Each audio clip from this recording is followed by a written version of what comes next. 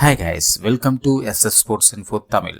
India மற்றும் நியூசிலாந்துக்கு இடையான ஓடிஐ சீரீஸில் இந்தியாவை பீட் பண்ணி நியூசிலாந்து டீம் 2-1 அப்படின்ற கணக்கில் சீரியஸை வின் பண்ணிட்டாங்க. இந்தியன் டீமுக்கு 2026 தோல்வியோடு துவங்கியிருக்குது. மிகவும் வருத்தமாக தான் இருக்குது கைஸ். ஸோ இருந்தாலுமே இந்த சீரியஸில் இந்தியன் பேட்டர்ஸ் சில சாதனை சம்பவங்களை பண்ணியிருக்கிறாங்க. அந்த சாதனைகள்லாம் என்ன அப்படின்றத இந்த வீடியோவில் பார்த்துருவோம் கைஸ். ஸோ நம்ம வீடியோவை நிறைய பேர் பார்க்குறீங்க, ஆனால் சப்ஸ்கிரைப் பண்ணிக்க மாட்டேன்றீங்க. ஸோ ப்ளீஸ் சப்ஸ்கிரைப் பண்ணிக்கோங்க. வாங்க இன்றைக்கி வீடியோக்குள்ளே போயிடுவோம் கைஸ். இந்தியா மற்றும் நியூசிலாந்துக்கு இடையான முதல் ஓடிஐ போட்டி வதோதராவில் நடந்துச்சு. இதில் டாஸ் வின் பண்ண நம்ம captain Suman Gill bowling choose பண்ணாப்புல நியூசிலாந்து பேட்டிங் பண்ணாங்க. 308 ரன்கள் செட் பண்ணாங்க. இதில் 308 ரன்களை இந்தியன் அணி சேஸ் பண்ணாங்க. 308 ரன்களை சேஸ் பண்ணதன் மூலமாக 14 முறை 300 ரன்களை சேஸ் பண்ண ஒரே டீம் நம்ம இந்தியா தான். இதில் இரண்டாவது இடத்துல பாகிஸ்தான் 12 முறையும், அதேபோல் நியூசிலாந்து மற்றும் ஸ்ரீலங்கா 11 முறையும் 300 ரன்களை சேஸ் பண்ணியிருக்கிற அணியாக இருக்குது. இந்தியன் டீம் இதில் ஃபர்ஸ்ட் பிளேஸில் இருக்கிறாங்க. ரெண்டாவது விஷயம், நம்ம இவரை பற்றி பேசியே ஆகணும். ரோஹித் சர்மா ஹிட்மேன் நம்மளை ஏமாற்றிட்டாரு அப்படின்னு தான் சொல்லணும். ஹிட்மேன் பேட்டில் இருந்து எப்போ 6 பறக்கும், எப்போ 4 பறக்கும், எப்போ செஞ்சுரி போடுவார், எப்போ 50 போடுவார் அப்படின்னு இந்த மேட்ச்சில் போடுவாரா, அடுத்த மேட்ச்சில் போடுவாரான்னு எதிர்பார்த்து காத்துனது தான் மிச்சம். இருந்தாலுமே ஹிட்மேனும் ஒரு சாதனையை பண்ணியிருக்காப்புல. வதோதராவில் நடந்த போட்டியில் ஹிட்மேன் 2 6 பறக்க விட்டாப்புல. இந்த 2 6 பறக்க விட்டதன் மூலமாக ஓடிஐ போட்டிகளில் அதிக 6 அடித்த வீரர் என்ற பெருமையை வச்சிருக்காப்புல நம்ம ரோஹித் சர்மா. இது ரெக்கார்டாகவும் இருக்குது. 650 சிக்ஸர் ஓடிஐ போட்டிகளில் 650 சிக்ஸர் அடித்த முதல் வீரராக நம்ம ரோஹித் சர்மா இருக்காப்புல. ஹிட்மேன் பேர் இதுக்கு தான் வச்சுருக்காங்க போல். 650 சிக்ஸர், இது ஒரு ரெக்கார்டாக அமைஞ்சது வதோதரா போட்டியில். அடுத்ததாக விராட் கோலி தூங்கி எந்திரிக்கும் போதே யாரோட ரெக்கார்டை இன்றைக்கி உடைக்கணும் அப்படின்ற மாதிரியே எந்திரிப்பார் போல். சச்சின் டெண்டுல்கரோட ரெக்கார்டை பிரேக் பண்ணியிருக்காப்புல. சச்சின் டெண்டுல்கர் 42 போட்டிகளில் 1750 ரன்கள் அடிச்சிருக்காப்புல.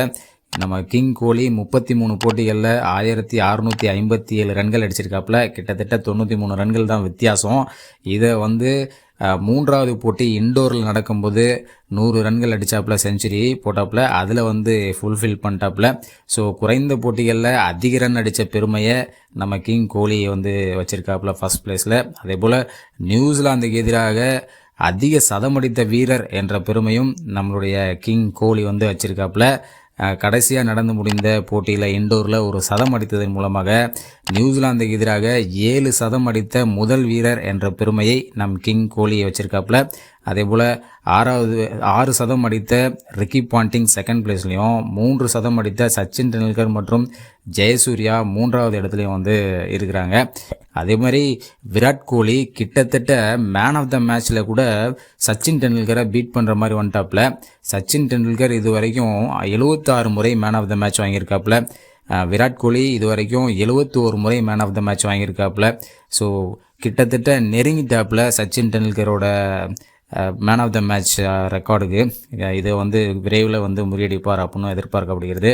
அதே போல் கேஎல் ராகுல், இவரையும் பற்றி பேசி ஆகணும். கேஎல் ராகுல் கன்சிஸ்டண்ட்டாக நல்லா விளையாண்டு வந்தாப்புல. லாஸ்ட் மேட்ச்சில் இண்டோரில் சரியாக பெர்ஃபார்மன்ஸ் பண்ணல. இருந்தாலுமே கேஎல் ராகுல் ராஜ்கோட்டில் நடந்த போட்டியில் 112 ரன்கள் நாட் அவுட். இதில் முக்கியமான விஷயம் என்னென்னா, ஒரு விக்கெட் கீப்பர் கம் பேட்டராக 112 ரன் நியூசிலாந்துக்கு எதிராக அடித்தது சாதனையாக பார்க்கப்படுகிறது. இதற்கு முன்னாடி இதே மாதிரி இந்த விஷயத்தை டோனி பண்ணியிருக்காப்புல.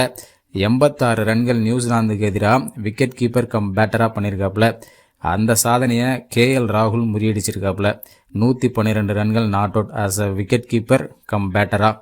இந்த சாதனைகள் எல்லாமே இந்தியா நியூசிலாந்துக்கு அகைன்ஸ்டாக நடந்த இந்த 3 ஒருநாள் போட்டிகளில் செஞ்ச தரமான சம்பவங்கள் தான். என்னதான் நம்ம நியூசிலாந்துக்கிட்ட இந்த சீரீஸை லாஸ் பண்ணியிருந்தாலும் இந்த சாதனையோடு தான் நம்ம லாஸ் பண்ணியிருக்கோம் அப்படின்றது நமக்கு பெருமையான விஷயம். ஓகே, இந்த விஷயம் உங்களுக்கு பிடிச்சிருந்தா ப்ளீஸ் லைக் பண்ணிக்கோங்க. நம்ம சேனலையும் அப்படியே சப்ஸ்கிரைப் பண்ணிவிட்டு போயிருங்க. நெக்ஸ்ட் வீடியோவில் சந்திக்கிறேன். தேங்க்யூ.